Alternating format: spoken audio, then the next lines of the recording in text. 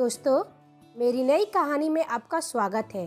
मेरी कहानी को एंजॉय करें, वीडियो को लाइक, शेयर और कमेंट करें और चैनल पर नए हैं तो सब्सक्राइब करना ना भूलें। अब हम कहानी की तरफ चलते हैं। सिया और अनिरुद्ध का रिश्ता 10 सालों से है।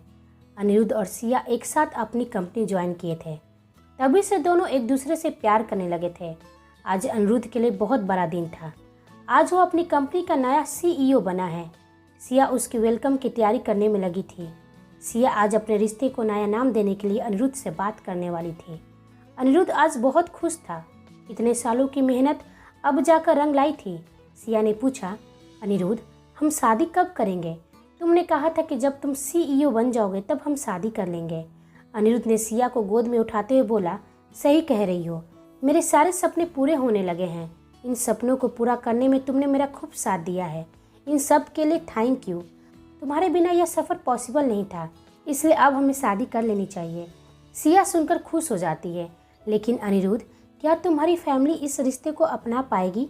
सिया इस बात को सोच ही रही थी कि अनिरुद्ध ने कहा, क्या सोच रही हो जाने मन? अभी तो हमारी शादी की बात कर रही थी, अब बिल्कुल शांत हो गई। सिया ने कहा, अनिरुद्ध, तुम्हारी फैमिली क्या वो मानेंगे शादी के लिए? तुम तो उनसे 20 सालों से दूर हो। तुम तो इन सालों में कभी अपने घर नहीं गए। तुम्हारे पेरेंट्स तुमसे मिलने यहाँ आते रहे हैं। ऐसे में उन्हें हमारे रिश्ते के बारे में पता चलेगा तो क्या रिएक्ट करेंगे? अनिरुद्ध को भी इसी बात का जवाब चाहिए था कि उसके घर वाले इतने साल उसके घर से और खुद से दूर क्यों रखे हैं। जब अनिरुद्ध 10 साल का था तभी उसके पेरेंट्स उसे खुद से दूर कर दिए थे, यह कहकर कि उसके गांव में पढ़ाई की कोई व्यवस्था नहीं है। अक्सर वही अनिरुद्ध से मिलने आया करते थे। इन्हीं बीच में अनिरुद्ध की दोस्ती सिया से हो गई, जो अनाथ थी। यह दोस्ती धीरे धीरे प्यार में बदल गई। अनिरुद्ध ने कहा, मैंने सोच लिया है, कल ही अपने गांव जाएंगे, बिना अपने पेरेंट्स को इन्फॉर्म किए। यदि मैं उन्हें आने की खबर दूंगा तो फिर कुछ न कुछ बहाना बनाकर मुझे मना कर देंगे। जो खुशी मुझे आज मिली है, अब मैं उनसे मिलकर ही उन्हें बताऊंगा। सिया ने कहा, लेकिन अनिरुद्ध, इस तरह जाना क्या उन्हें अच्छा लगेगा? अनिरुद्ध ने कहा, तो क्या, अब मैं बड़ा हो गया हूँ सिया, अब उनकी मनमानी नहीं चलेगी। मुझे भी अपने गांव, अपने परिवार से मिलना है। अगले दिन सिया और अनिरुद्ध गांव के लिए निकल जाते हैं। 6 घंटे सफ़र तय करने के बाद अनिरुद्ध फाइनली अपने गांव पहुंचता है। गांव आज के समय के हिसाब से काफ़ी पीछे था। सड़कें कच्ची थी, औरतें अभी भी घूंघट में थी। बच्चे मिट्टी के साथ खेल रहे थे। बड़े बुजुर्ग अपने अपने काम में लगे थे। सिया ने पहली बार किसी गाँव को इतने करीब से देख रही थी। सिया को सब कुछ अच्छा लग रहा था। गाँव में एक अजीब सी शांति थी। तभी अनिरुद्ध अपने घर की तरफ जाने लगा। अचानक से उसके पैर रुक गए। सिया ने पूछा, क्या हुआ अनिरुद्ध, तुम रुक क्यों गए? अनिरुद्ध जहाँ रुका था वहीं दूर पर एक बहुत ही पुरानी हवेली थी, जो आज खंडहर में बदल गई थी। बचपन में वह हवेली के पास जाकर खेलता था। उसे हमेशा से ऐसा लगा कि यह हवेली उसे अपने पास बुलाया करती थी। अनिरुद्ध उस हवेली को देखे जा रहा था। वह अपना कदम उस तरफ बढ़ाने ही वाला था कि सिया ने उसका हाथ पकड़ते हुए बोली, उधर कहाँ जा रहे हो? अचानक अनिरुद्ध होश में आते हुए बोला, सिया, मुझे ऐसा लग रहा था कि हवेली मुझे बुला रही है। सिया ने हंसते हुए कहा, यह हवेली, यह तुम्हें क्यों बुलाएगी? इस खंडहर में कौन रहता होगा भला? यह तो पूरी तरह से काली पड़ गई है, जैसे किसी ने इस हवेली में आग लगा दिया हो। यह हवेली गांव से भी तो दूर है। अनिरुद्ध अपने घर पहुंचता है। घर के सभी लोग अनिरुद्ध को वहां देखकर परेशान हो जाते हैं। अनिरुद्ध के परिवार में उसकी दादी, एक छोटी बहन, बुआ और मम्मी पापा थे। उसके पापा प्रताप सिंह और माँ का नाम लता था। उसे देखकर सब एक साथ पूछ पड़े, बेटा, तुम यहाँ क्या कर रहे हो? हमसे मिलना था तो हमें फ़ोन पर खबर दे देते, हम तुम्हें वहाँ मिलने आ जाते। अनिरुद्ध ने उनकी बातों को इग्नोर करते हुए सभी को प्रणाम किया और सभी से सिया को मिलाया। आज वो कई सालों बाद अपनी बहन, दादी और बुआ से मिल रहा था। सभी ने उसे गले से लगा लिया। तभी उसके पिता प्रताप सिंह पूछते हैं, हम कुछ पूछ रहे हैं कि तुम यहाँ पर क्या कर रहे हो? आने की खबर तक नहीं दिया, और यह लड़की कौन है? अनिरुद्ध उनसे कहता है, मेरे आने से आप सब खुश नहीं हो। मुझे लगा था कि इतने साल बाद मुझे यहाँ देखकर आप लोग खुश होंगे, लेकिन आपके चेहरे से खुशी कम, चिंता ज़्यादा झलक रही है। और यह लड़की सिया है, जिससे मैं बहुत जल्द शादी करने वाला हूँ। एक और खुशखबरी आप लोगों के लिए, मैं अपनी कंपनी का नया CEO बन गया हूँ। घर के बिगड़ते माहौल को शांत करते हुए लता जी ने कहा, बेटे ने 2 बड़ी खुशखबरी सुनाई है। जाओ, तुम दोनों हाथ मुँह धो लो। अपनी बेटी को इशारा करते हुए उन्हें कमरे में ले जाने के लिए कहा। इधर प्रताप सिंह काफ़ी चिंता में थे। लता जी समझाते हुए बोली, कल ही उसे वापस भेज देंगे शहर। उससे बात करूंगी मैं, उसे समझाऊंगी। आप उससे कुछ भी बोलेंगे तो वह समझेगा नहीं बल्कि और भी गुस्सा हो जाएगा। प्रताप सिंह ने कहा, अब वह यहाँ से कहीं नहीं जा पाएगा। तुम कैसे भूल सकती हो कि हम उसे यहाँ से क्यों दूर रख रहे थे। एक बार वह इस गांव में वापस आ गया तो वह उसे यहाँ से वापस नहीं जाने देगी। छोटी बेटी ने कहा, यह बात हम कब तक छुपाएंगे भैया से। उन्हें सारी बात पता होनी चाहिए। इस घर से हम सबसे उन्हें दूर क्यों रखा गया है। समय आ गया है पापा सच बताने का। लता जी उसे डांटते हुए कहती है, चुप कर, कोई भी कुछ नहीं बताएगा। समझा बुझाकर कल ही मैं उसे वापस भेज दूंगी। और ऐसे भी जो सच हमें खुद ही नहीं पता है पूरी तरीके से, उसे हम क्या बताएंगे कि वो कौन है, क्या रिश्ता है उसका उस हवेली से। यदि उसे हम कुछ भी बताएंगे तो हमें अपना भी सच बताना पड़ेगा। अनिरुद्ध ने पीछे से टोका, कौन सा सच की बात कर रहे हो आप लोग।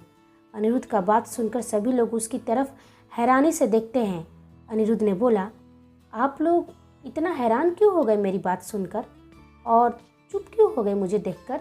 दादी ने बात को संभालते हुए बोली, कुछ नहीं बेटा, हम सब गांव की ही बात कर रहे थे। रात बहुत हो गई है, सभी को अब सो जाना चाहिए। सभी अपने कमरे में सोने चले जाते हैं। सिया अनिरुद्ध की छोटी बहन के साथ कमरे में सोने चली जाती है। सुबह हो जाती है। अनिरुद्ध की छोटी बहन आती है। माँ, क्या हुआ छोटी, तुम इतनी परेशान क्यों लग रही हो। माँ, सिया दीदी कमरे में नहीं है। माँ ने कहा, कमरे में नहीं है, इसका क्या मतलब है, तुम्हारे साथ ही तो सोई थी ना। छोटी ने कहा, हाँ माँ, मगर जब मेरी नींद खुली तो वो बिस्तर पर नहीं थी। मैंने पूरा घर देख लिया, वो कहीं नहीं है। तभी अनिरुद्ध अपने कमरे से आता है और कहता है, माँ, मुझे एक कप चाय देना और सिया को कॉफ़ी चाहिए होगी। सफ़र का थकान अभी तक है। सभी अनिरुद्ध की तरफ देख रहे थे। अनिरुद्ध ने पूछा, क्या हुआ, क्यों आप सब ऐसे बुत बनकर खड़े हैं, कुछ हुआ है क्या। तभी छोटी कहती है, भैया वह सिया दीदी कमरे में नहीं है और सुबह से दिखाई भी नहीं दे रही है। अनिरुद्ध कहता है, तो इसमें इतना घबराने वाली क्या बात है, उसे सुबह सुबह जॉगिंग पर जाने की आदत है, कुछ देर में लौट आएगी। तभी वहाँ पर प्रताप सिंह आकर बोलते हैं, यह गांव है, कोई शहर नहीं, जो बिना बताए जॉगिंग पर चली गई। इतने बड़े गांव में उसे रास्ता कैसे पता चलेगा। वो हमें नहीं, कम से कम तुम्हें तो बता कर जा सकती थी, कहीं घर का रास्ता भूल गई तो। अनिरुद्ध कहता है, पापा वो बड़े शहर से हैं, उसके लिए गांव छोटा ही है, वह आ जाएगी। आप लोग निश्चिंत रहिए, चिंता करने की कोई बात नहीं है। प्रताप सिंह फिर कहते हैं, यह गांव उसके लिए नया है। अनिरुद्ध कहता है, ठीक है, मैं उसे अभी कॉल कर लेता हूँ। अनिरुद्ध सिया के फ़ोन पर कॉल करता है। उसका मोबाइल की रिंग बजती है। तभी छोटी मोबाइल लेकर आती है। भैया, मोबाइल तो कमरे में ही था, ऐसा लग रहा है कि वो गलती से भूल गई होंगी। अनिरुद्ध सोचते हुए, सिया तो कभी अपनी मोबाइल ले जाना नहीं भूलती, तो फिर आज कैसे भूल गई। अनिरुद्ध अपनी माँ से कहता है, माँ, मैं सिया को देख कर आता हूँ। उसे प्रताप सिंह रोकते हैं और बोलते हैं, नहीं, तुम्हें कहीं जाने की ज़रूरत नहीं है, तुम्हारे लिए भी गांव नया ही है, मैं उसे लेकर आता हूँ अपने साथ। अनिरुद्ध बोलता है, फिर भी मैं आपके साथ चल लेता हूँ। कहा ना तुम्हें कहीं जाने की ज़रूरत नहीं है। प्रताप सिंह गुस्से में बोलते हैं। लता जी कहती है, बेटा तुम यहाँ कहाँ जाओगे, तुम्हारे पिता लेकर आ जाएंगे, तुम यहीं रुको। अनिरुद्ध को अपनी माँ की बात मानना पड़ता है। इस तरह शाम हो गई। प्रताप सिंह घर लौट कर आए। सभी लोगों ने एक साथ पूछा, सिया कहाँ है। प्रताप सिंह कहते हैं, पूरा गांव ढूंढ लिया, वो कहीं नहीं मिली। गांव वालों से भी पता किया पर किसी ने उसे देखा तक नहीं है। अनिरुद्ध गुस्से से कहता है, मैं जा रहा हूँ उसे ढूंढने के लिए। लता जी कहती है, तुम्हारे पिता ढूंढ कर आ गए ना, अब तुम कहाँ जाओगे। अनिरुद्ध बोला, बस करो आप लोग, वो मेरे साथ आई है, उसकी जिम्मेदारी बनती है मेरे ऊपर। मुझे समझ नहीं आ रहा है कि आप लोग मुझे बाहर जाने क्यों नहीं दे रहे हो। इधर सिया खुद को एक हवेली में पाती है, हवेली को जो सुबह उसने देखा था। हवेली अंदर से बहुत खूबसूरत थी। सिया ने कहा, बाहर से तो बिल्कुल खंडहर लग रहा था, लेकिन मैं यहाँ कैसे पहुँच गई, मुझे कुछ याद क्यों नहीं आ रहा है। मैं तो रात में अनिरुद्ध की छोटी बहन के साथ सोई थी, फिर सुबह मैं यहाँ कैसे आ गई। सिया हवेली के दरवाजे की तरफ जाती है। दरवाज़ा बंद था, जिससे ज़ोर ज़ोर से दरवाज़ा पीटती है, पर दरवाज़ा नहीं खुलता है। सिया ज़ोर से चिल्लाती है, कोई है, मेरी मदद करो, मैं यहाँ अंदर फंस गई हूँ। लेकिन उसे कोई उम्मीद की किरण दिखाई नहीं दे रही थी। सिया को अब डर लगने लगा था। वो हवेली में सिया पूछती है, कोई है अंदर। मैं यहाँ कैसे आ गई, कोई है? तभी सिया को एक मधुर आवाज़ सुनाई देती है। स्वागत है तुम्हारा इस हवेली में सिया। सिया अपने चारों तरफ देखती है, उसे कोई दिखाई नहीं देता है। सिया को अब और भी डर लगने लगता है और पूछती है, कौन कौन हो तुम? मुझे दिखाई क्यों नहीं दे रही हो? प्लीज़ मेरे सामने आओ। तभी एक बहुत खूबसूरत राजकुमारी की पोशाक में एक लड़की आते हुए सिया को दिखाई देती है। वाह, तुम कितनी खूबसूरत लग रही हो। ऐसा लग रहा है जैसे कोई मैं चांद देख रही हूँ। लेकिन तुम हो कौन और मैं यहाँ कैसे आ गई? यह तुम्हारी हवेली है क्या? तुम यहीं रहती हो? बाप रे, एक साथ इतने सारे सवाल। मैं प्रेमलता हूँ। मैं इसी हवेली में रहती हूँ कई सालों से। और तुम यहाँ कैसे आ गई यह बाद में बात करेंगे, पर अभी रात बहुत हो गई है। सुबह से तुमने कुछ खाया नहीं होगा। चलो हमारे साथ भोजन कर लो। सिया कहती है, क्या रात हो गई?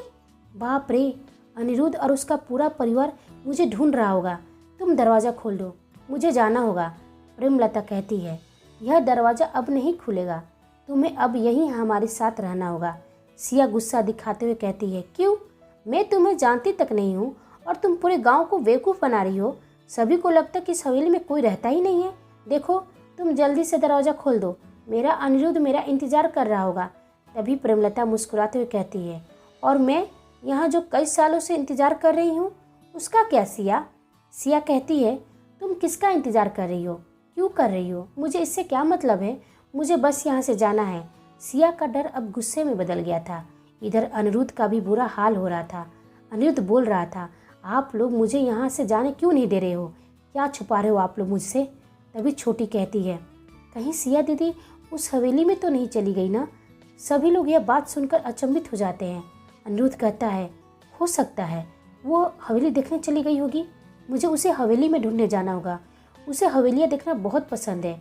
लता जी कहती है, नहीं, तुम हवेली में नहीं जा सकते हो। कोई भी उस हवेली की तरफ नहीं जा सकता है। प्रताप सिंह कहते हैं, लेकिन वो हवेली पहुंच कैसे गई? वो हवेली कैसे जा सकती है? क्या वो हवेली? तभी अनिरुद्ध कहता है, मैं पागल हो रहा हूँ, आप लोग क्या बात कर रहे हो? मुझे कुछ समझ में नहीं आ रहा है। प्रताप सिंह कहते हैं, हमें अब गुरुदेव को बुलाना होगा। अनिरुद्ध गुस्से में उन पर चिल्लाने लगता है, आप लोगों को जो करना है कीजिए, मैं जा रहा हूँ अपनी सिया को ढूंढने। रात हो गई है, लेकिन आप लोगों को इस बात की कोई चिंता नहीं है। वहाँ सिया पता नहीं किस हालत में होगी। मैं आप लोगों की कोई बात नहीं सुनने वाला हूँ। अनिरुद्ध की दादी उसे रोकते हुए कहती है, बेटा गुरुजी को आने दो, वहाँ पर सिया बिल्कुल ठीक होगी। लेकिन तुम वहाँ पर चले गए तो हम हमेशा के लिए तुम्हें खो देंगे। अनिरुद्ध बोला, आप क्या बोल रही हो दादी? क्यों, क्या है उस हवेली में? आप लोग बचपन से मुझे उस हवेली से दूर रखा और जब थोड़ा समझदार हुआ तो खुद से और इस गांव से दूर कर दिए। ऐसा कौन सा राज है जो आप लोग मुझसे छुपा कर रख रहे हो? इधर सिया का भी बुरा हाल हो रहा था। प्रेमलता उससे कहती है, तुम्हें डरने की ज़रूरत नहीं है सिया, यहाँ पर तुम बिल्कुल सुरक्षित हो। सिया कहती है, मेरा अनिरुद्ध आ रहा होगा पूरे गांव वालों के साथ, सभी को तुम्हारे बारे में पता चलना चाहिए। सिया ज़ोर ज़ोर से उस पर चिल्लाने लगती है। प्रेमलता कहती है, इस हवेली की दीवारें बहुत मोटी है सिया, अंदर की आवाज़ बाहर नहीं जा पाती है, इसलिए चिल्लाने का कोई फ़ायदा नहीं है, क्योंकि यहाँ सुनने वाला कोई तुम्हारा नहीं है। सिया कहती है, आखिर तुम चाहती क्या हो? मुझे पहेलियाँ मत बुझाओ, चलो आओ मेरे साथ। चलो सिया, तुम्हें सच बताने का समय अब आ गया है। प्रेमलता सिया को एक कमरे में ले जाती है जहाँ पर कुछ तस्वीरें लगी हुई थी और कमरे के बीच में एक बहुत बड़ा ताबूत पड़ा हुआ था। सिया यह सब देखकर डर रही थी, उसके पसीने छूट रहे थे। इधर अनिरुद्ध अपनों से सवाल किया जा रहा था। सभी खामोश थे, सभी उसकी बातों से परेशान हो रहे थे। तभी प्रताप सिंह कहता है, तुम्हारे सवाल गलत नहीं है बेटा, लेकिन पूरी तरह से सच हमें भी पता नहीं है। जीवन भर हम उस वचन का मान रखते आए हैं जो हम कभी किसी के साथ किए थे। लता जी कहती है, आप चुप हो जाइए, आपको कुछ भी बोलने की ज़रूरत नहीं है। प्रताप सिंह लता जी को समझाते हुए कहते हैं, नहीं लता जी, अब सच बताने का और जानने का समय आ गया है, क्योंकि अब सिया की ज़िंदगी का सवाल है। अनिरुद्ध कहता है, कैसा सच? पापा क्या छुपा रहे हैं आप लोग मुझसे? प्रताप सिंह खुद को मजबूत बनाते हुए कहता है, बेटा सच तो यह है कि हम तुम्हारे असली माता पिता नहीं हैं, हमने सिर्फ तुम्हें पाला है।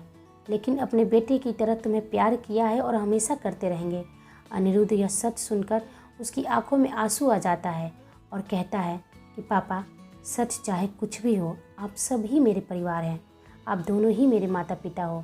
यह सच मेरे लिए नहीं बदलने वाला है, मगर मुझे सिया को बचाना है, उसे ढूंढना है, इसलिए मुझे सच पता करना होगा। प्रताप सिंह बोलते हैं, बेटा, गुरुजी कल तक आ जाएंगे, तब तक तुम इंतज़ार कर लो। इधर सिया कह रही है, यह सब क्या है, मुझे यह सब क्यों दिखा रही हो? प्रेमलता कहती है, तुम्हारे सिवा मेरी कोई मदद नहीं कर सकता है सिया, इसलिए मुझे तुम्हें अपना सारा सच बताना होगा। उसके बाद मुझे पूरा यकीन है कि तुम मेरी मदद ज़रूर करोगी। यह उस समय की बात है जब यहाँ के मालिक बड़े ठाकुर महेंद्र सिंह थे। बड़े ठाकुर बहुत अच्छे इंसान थे। पूरा गांव उन्हें भगवान की तरह मानता था। मेरे पिताजी उनके वहाँ बही खाता देखते थे। गांव से हवेली दूर था, इसलिए बड़े ठाकुर अपनी कुछ ज़मीन हवेली में काम करने वाले लोगों को दे रखा था। उनमें से मेरे पिता भी थे। बड़े ठाकुर के 4 बेटे थे। 3 बेटों की शादी हो गई थी और सबसे छोटे ठाकुर वह विलायत में अपनी पढ़ाई कर रहे थे। मैं बचपन में अपने पिता के साथ हवेली में आती थी। हवेली का राजपाट देखकर ही बड़ी हुई हूँ। इन सबको देखकर मेरे बड़े बड़े सपने भी जागने लगे। मेरा एक ही सपना था कि मैं भी किसी दिन इसी तरह की हवेली की रानी बनूंगी। मुझे अपनी सुंदरता पर बहुत गुमान था। पूरे गांव में मैं सबसे सुंदर लड़की थी। मैं ऐसा सोचती थी कि मेरी सुंदरता से आकर्षित होकर कोई हवेली का राजकुमार मुझसे शादी अवश्य कर लेगा। एक दिन अचानक हमारे पिता की तबीयत खराब हो गई। बड़े ठाकुर ने बहुत इलाज करवाया, पर हमारे पिता नहीं बच सके। मेरी अम्मा को हवेली में रसोई घर में खाना बनाने का काम दे दिया गया। इस तरह हम अपनी अम्मा के साथ भी हवेली जाने लगे। बड़े ठाकुराइन के व्यवहार गांव के लोगों के प्रति अच्छा नहीं था। उन्हें हमसे घृणा होती थी, लेकिन बड़े ठाकुर की वजह से वो चुप ही रहती थी। बड़े ठाकुर जब तक जिंदा थे तब तक सभी सही था, अच्छा था, लेकिन एक दिन वो भी चल बसे। बड़े ठाकुराइन और उनके तीनों बेटों का व्यवहार हमारे प्रति सही नहीं था। उनके तीनों बेटों की गंदी नज़र मुझ पर हमेशा रहती थी, लेकिन उन्हें यह बात पता थी कि यदि उन्होंने मेरे साथ कुछ भी गलत किया तो पूरा गांव उन्हें छोड़ेगा नहीं। एक दिन खबर आई कि छोटे ठाकुर विलायत से आ रहे हैं। हवेली को उनके स्वागत में पूरी तरह सजा दिया गया था। पूरा गांव उन्हें देखने के लिए उमड़ गया था, इंतजार कर रहा था उन्हें देखने के लिए। जब वो आए तो मैं भी उन्हें देखते ही रह गई। वो गांव से अलग ही दिख रहे थे। उनका वेशभूषा, चाल ढाल, सब कुछ अलग था। मैं उनसे एक ही नज़र में प्रेम करने लग गई थी। बस अब मेरी यही इच्छा थी कि वो भी मुझे पसंद करने लगे। एक दिन वो अपने कमरे में थे और मैं उन्हें चाय देने गई। प्रेमलता कहती है, छोटे ठाकुर, आपका चाय। छोटे ठाकुर मेरी तरफ देखते हैं। छोटे ठाकुर, ऐसा लग रहा है कि जैसे मैं तुमको जानता हूँ। प्रेमलता कहती है, हाँ, बचपन में मैं अपने बाबूजी के साथ हवेली आते थे, तब आप ही हमारे साथ खेलते थे। अच्छा, तो तुम प्रेमलता हो। अरे, कितनी बड़ी हो गई हो और साथ में इतनी खूबसूरत भी हो। इस तरह हम उनसे रोज़ मिलते और बात करने लगे। इस तरह हम एक दूसरे के प्यार में पड़ गए। छोटे ठाकुर ने एक दिन कहा, प्रेमलता, अब यह तुमसे दूरी बर्दाश्त नहीं हो रही है। आओ मेरे पास, अपने बीच की सारी दूरियां हम खत्म कर देते हैं। नहीं छोटे ठाकुर, शादी से पहले यह सब करना सही बात नहीं है। माँ कहती है कि शादी से पहले यह सब करना पाप है। आप मुझसे सब पहले शादी कर लीजिए, फिर दूरियां भी खत्म हो जाएगी। छोटे ठाकुर कहते हैं, ठीक है, यदि ऐसी बात है तो चलो पास के मंदिर में हम शादी कर लेते हैं। लेकिन हमें अपने घर वालों को तो बताना ही होगा ना, हम चुप कर शादी कैसे करें? छोटे ठाकुर कहते हैं, प्रेमलता, तुम कितनी भोली हो।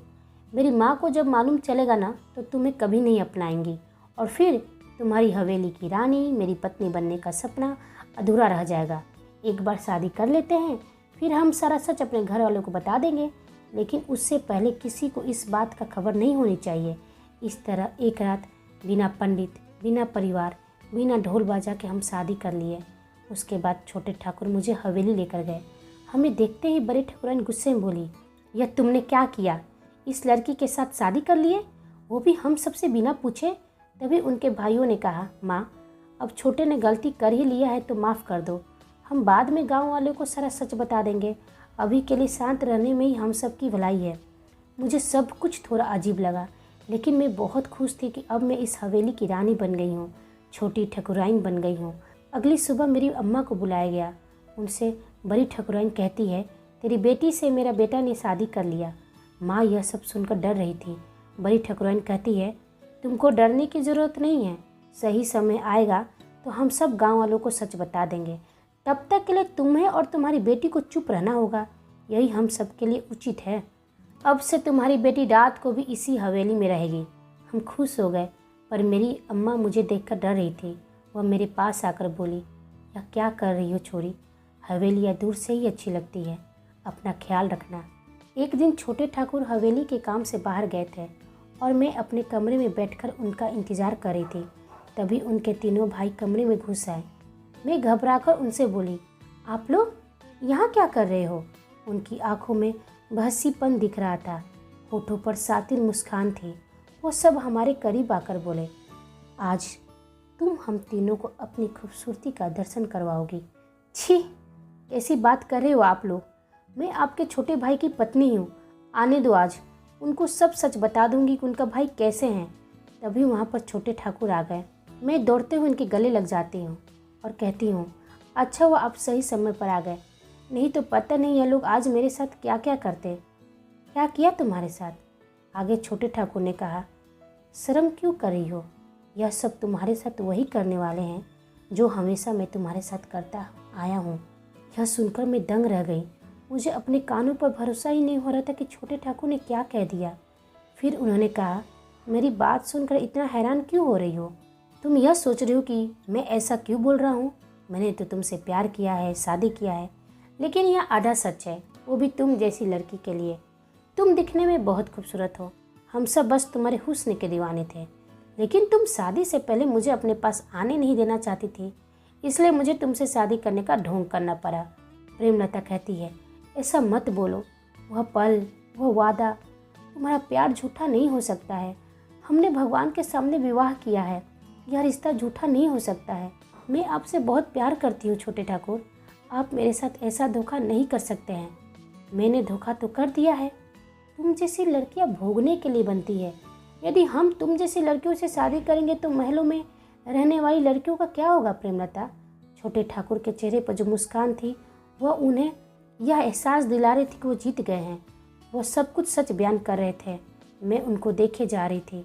उनके भाइयों ने उनके सामने मुझे घसीटकर अपने कमरे में ले जाकर मेरे साथ बारी बारी दुष्कर्म किया। मेरी चीखें हवेली की मोटी मोटी दीवारें में दब गई। बड़ी ठकुराइन ये सब देखकर चुप थी। जिस हवेली में रानी बनने का सपना देखा था, वहाँ अब मैं नौकरानी बन गई। मेरी अम्मा को जब इस बात का भनक लगी तो गांव वालों को उन्होंने सारा सच बताया, लेकिन गांव वालों ने मेरी अम्मा की बात पर भरोसा नहीं किए। मेरी अम्मा को मेरी हालत देखी नहीं गई। एक दिन खबर मिली कि वो भी आत्महत्या कर ली। मुझे अकेला और बेसहारा छोड़ गई। अम्मा के मरने के बाद गांव वाले होश में आए और हवेली में मुझे ढूंढने के लिए निकल पड़े। इधर छोटे ठाकुर को इस बात की खबर लग गई कि गाँव वाले गुस्से में हैं और मुझे ढूंढ रहे हैं। छोटे ठाकुर अपने भाइयों से कहते हैं, गांव वालों को पता नहीं चलना चाहिए कि प्रेमलता यहीं है, वरना वो सभी हम सबको मार डालेंगे। उनके भाई कहते हैं, तो अब हम कैसे बचाएं खुद को? यदि वह सभी हवेली में घुस गए तो प्रेमलता को ढूंढ ही लेंगे। छोटे ठाकुर एक बहुत बड़े ताबूक लाते हैं। अब हमारे पास एक ही रास्ता है, प्रेमलता को मारना होगा। इस ताबूक में हमेशा के लिए उसे दफनाना होगा, किसी को कुछ पता नहीं चलेगा। प्रेमलता उनसे कहती है, ऐसा मत करो मेरे साथ, मैं यहाँ से कहीं दूर चली जाऊँगी, मुझे मत मारो। मैं उनके पास हाथ जोड़ा गिड़गिड़ा रही थी, जो भी तुम लोगों ने मेरे साथ किया है मैं सब माफ़ कर दूँगी, मैं कहीं दूर चली जाऊँगी। इन सबको मेरी बातों से कोई फ़र्क नहीं पड़ा। सभी ने मिलकर यहीं इसी ताबूक में जिंदा दफना दिए। मैं तड़प तड़प के दम तोड़ दी। मेरी चीखें इस हवेली की दीवारों को चीर नहीं पाई। गांव वाले गुस्से में पूरी हवेली को आग लगा दिए और वे लोग यहाँ से बच के निकल गए। अगले दिन गुरुजी अनिरुद्ध के घर आते हैं। अनिरुद्ध कहता है, गुरुजी, एक आप ही आखिरी उम्मीद हो मेरी, क्या सच्चाई है हवेली की?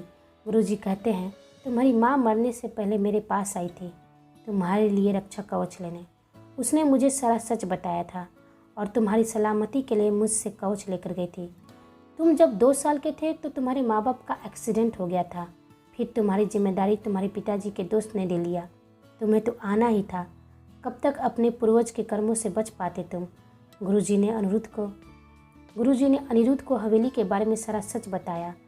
प्रेमलता के मरने के बाद छोटे ठाकुर और उनके सभी परिवार वाले हवेली छोड़कर चले गए थे, लेकिन प्रेमलता की आत्मा इस हवेली में अपने बदले के लिए इंतजार करने लगी।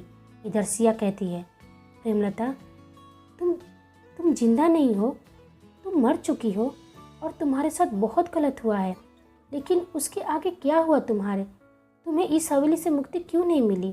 प्रेमलता कहती है, जब तक मैं उन सबको मार नहीं दूंगी तब तक मेरी आत्मा मुक्त नहीं होगी। और 3 भाई इस हवेली में कुछ महीने बाद वापस आ गए थे और मैंने उन तीनों को इसी ताबूत में जिंदा गाड़ दिया। मुझे भी वही खुशी मिली जो उस समय उन्हें मुझे मारने में मिल रही थी, लेकिन जिसने मुझसे प्रेम की छलावा चला था उसे मैं मार नहीं पाई, और जब तक मैं उसे मारूंगी नहीं मैं मुक्त नहीं हो पाऊंगी। इधर गुरुजी कहते हैं, तुम्हें हम देखते ही समझ गए थे कि वह प्रेमलता तुम्हें क्यों मारना चाहती है। गुरुजी ने जो बताया उसे सुनकर अनिरुद्ध चौंक गया था। सिया कहती है, यह कैसे पॉसिबल है? वो छोटे ठाकुर तो अब तक मर चुके होंगे, उनका जिंदा होने का सवाल ही नहीं होता है, और इन सब का मेरे से क्या कनेक्शन है? प्रेमलता कहती है, तुम्हें अपने अनिरुद्ध को यहाँ लाना होगा, उसके गले से वो रक्षा कवच निकालना पड़ेगा। सिया अनिरुद्ध का नाम सुनते ही कहती है, इन सब से अनिरुद्ध का क्या रिश्ता है? अभी तक तुम मेरे पीछे पड़ी थी, अब अनिरुद्ध के पीछे? अब अनिरुद्ध को इन सब में क्यों ला रही हो? और तुम जो करने के लिए कह रही हो ना, वो सब मैं नहीं करने वाली हूँ। प्रेमलता कहती है, तुम्हें करना होगा सिया, क्योंकि तुम ही मुझे मुक्ति दिला सकती हो और मुझे मुक्त होना है। सिया कहती है, तो इसमें अनिरुद्ध क्या कर सकता है? तभी हवेली में अनिरुद्ध पहुँच जाता है। अनिरुद्ध को देखकर प्रेमलता गुस्से में और ज़ोर ज़ोर से हंसने लगती है और कहती है, आ गए अनिरुद्ध बाबू, आपने काफ़ी इंतज़ार करवाया। सिया अनिरुद्ध को देखकर उसके गले से लग जाती है और कहती है, अनिरुद्ध, मैं जानती थी कि तुम मुझे ढूंढते ढूंढते यहाँ पर जरूर आओगे, लेकिन यह तुमसे चाहती क्या है? प्रेमलता कहती है, इनको तो आना ही था सिया, कब तक अपने हवेली से दूर रहते? अपने पूर्वजों के कर्मों की सज़ा तो अपनों को ही भोगना पड़ता है ना। और फिर यह तो। सिया कहती है, क्या कहना क्या चाहती हो तुम? क्या रिश्ता है तुम्हारा अनिरुद्ध से? अनिरुद्ध सिया से कहता है, रिश्ता है सिया, क्योंकि छोटे ठाकुर मेरे दादाजी थे और बदकिस्मती से मेरे दादाजी की सूरत के रूप में मैंने जन्म लिया है। यह सब सुनकर सिया चौंक गई। सिया कहती है, क्या? यह सब क्या बोल रहे हो? यह तुम्हारी हवेली है, प्रेमलता के साथ गलत करने वाले तुम्हारे अपने थे, लेकिन तुम्हारी सूरत तुम्हारे दादाजी से कैसे? मुझे कुछ समझ में नहीं आ रहा अनिरुद्ध कि चल क्या रहा है। अनिरुद्ध ने सिया को सब कुछ सच बताया। उसने बताया कि दादाजी के मरने के बाद पिताजी मेरी माँ के साथ मुझे लेकर गांव आ रहे थे। तभी गांव पहुंचने से पहले ही उनकी गाड़ी का एक्सीडेंट हो गया था। पिताजी तो नहीं बच सके, पर माँ मुझे लेकर वहां से किसी तरह निकल पड़ी। तभी मेरे पिताजी के दोस्त प्रताप सिंह के घर मेरी माँ पहुंचती है और उन्हें मुझे उनके हवाले करके और यह रक्षा कवच मेरे गले में डालकर मर जाती है और यह वचन लेती है कि कभी मेरा सच सामने नहीं आना चाहिए। वह मेरी रक्षा के लिए इस गाँव से दूर रखेंगे और इस हवेली से भी दूर रखेंगे। मेरी माँ को मेरे दादाजी ने सारा सच बता दिया था इस हवेली के बारे में, और उन्होंने क्या किया था प्रेमलता के साथ, सब कुछ उन्होंने बता दिया था।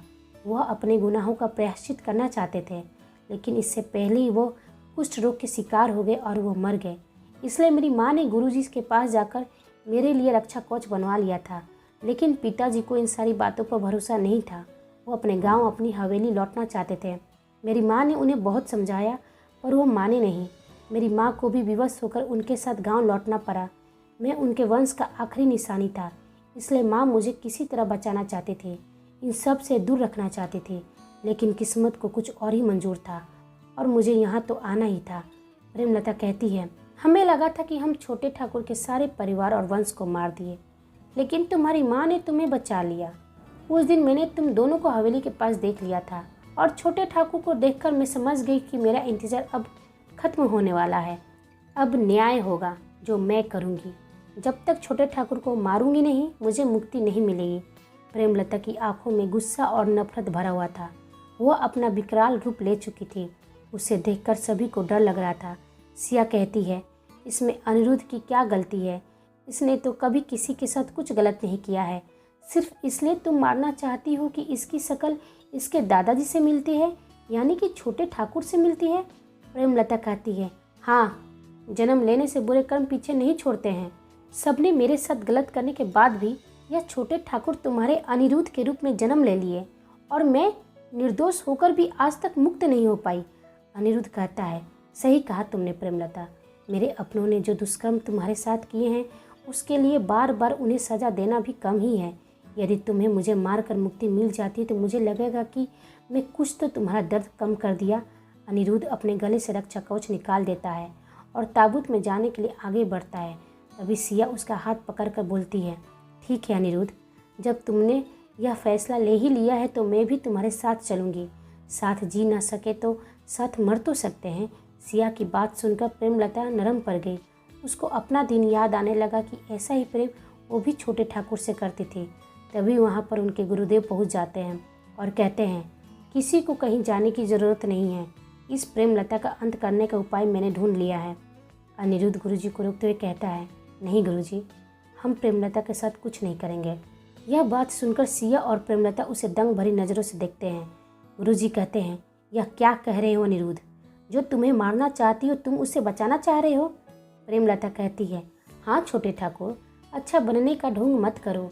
इस बार तुम्हारे चाल में मैं नहीं फंसने वाली हूँ। अनिरुद्ध कहता है, यह चाल नहीं है प्रेमलता, यह तो मेरा प्रायश्चित है। तुमने पूरी जिंदगी कष्ट किया है और अब मैं यह नहीं चाहता हूँ कि तुम्हारी आत्मा को कष्ट पहुँचे। इस जन्म का पाप मुझे नहीं पता कि मैंने क्या किया है, लेकिन जो पाप मेरे अपनों ने किया है वह पाप ऐसे भी मुझे हर रोज़ मारेगी। प्रेमलता को अनिरुद्ध की आंखों में आज अपने लिए हमदर्दी और अपनों के लिए प्रायश्चित दिखाई दे रही थी, लेकिन छोटे ठाकुर को याद करके फिर से गुस्से में आ जाती है और चिल्लाकर कहती है, हाँ तुम्हें मरना होगा छोटे ठाकुर, वो भी तड़प तड़प कर, वैसे ही जैसे तुमने मुझे मारा है। तुम्हारे चाल में अब नहीं आने वाली हूँ। तभी सिया उसके सामने आकर हाथ जोड़कर बोलती है, यह अनिरुद्ध है, तुम्हारे छोटे ठाकुर नहीं है। तुमने प्रेम किया था, मुझे लगता है कि तुम झूठ बोलती हो। प्रेम करने वाले दूसरे के प्रेम को नहीं मारते हैं। गौर से देखो अनिरुद्ध को, उसमें तुम्हें छोटे ठाकुर का एक भी अवगुण दिखाई नहीं देगा। उसे मारकर तुम्हें कभी सुकून नहीं मिलेगा, तुम्हें कभी मुक्ति नहीं मिलेगी। सिया की बात सुनकर प्रेमलता का गुस्सा थोड़ा शांत हो जाता है और अनिरुद्ध से पूछती है, छोटे ठाकुर, क्या आपने एक पल के लिए भी हमसे कभी प्रेम नहीं किया था? अनिरुद्ध कहता है, हम छोटे ठाकुर नहीं हैं प्रेमलता। इस जन्म में मैंने सच्चा प्यार सिर्फ सिया से किया है, लेकिन तुम्हारी मुक्ति के लिए मैं अपना जान देने के लिए तैयार हूँ। तुम्हारे साथ जो घिनौना काम किए हैं मेरे अपनों ने, उसके लिए मैं हर बार मरने के लिए तैयार हूँ। प्रेमलता यह बात सुनकर उसके दिल में एक अजीब सा सुकून पैदा होता है और शांति मिलती है। कहती है, छोटे ठाकुर, मैं तो आपको मारना चाहती थी, लेकिन अब समझ गई कि अच्छे कर्मों से अपने बुरे कर्मों को भी बदला जा सकता है। मैं अब जा रही हूँ। जिस सुकून और शांति के तलाश में थी आज मुझे मिल गई है। तुम दोनों का प्रेम जीत गया है और मेरी नफरत हार गई है। यह कहते ही प्रेमलता हमेशा के लिए अपनी आत्मा से मुक्त हो जाती है। अनिरुद्ध सिया ने शादी कर ली है और अब उनकी एक बहुत ही प्यारी बेटी है जिनका नाम उन्होंने प्रेमलता रखा है। दोस्तों, उम्मीद करती हूँ कि आपको ये मेरी नई कहानी पसंद आई होगी। यदि आपको यह कहानी पसंद आई है तो प्लीज़ वीडियो को लाइक करें, कमेंट करें और चैनल पर नए हैं तो चैनल को सब्सक्राइब करें और नोटिफिकेशन बेल दबाना ना भूलें ताकि मेरी नई वीडियो का अपडेट पहले आपको मिल सके। आप सभी का धन्यवाद।